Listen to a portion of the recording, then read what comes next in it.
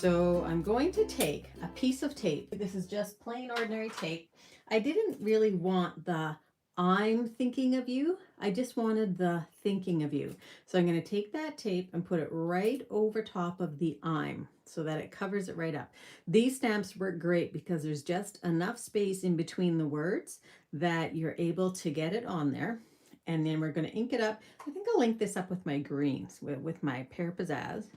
Ink that up.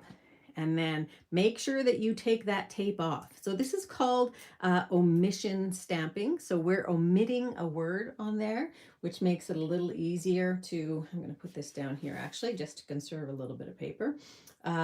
So it allows you to get more use out of your stamps. So I could have done I'm thinking of you, but I just like the thinking of you a little bit better.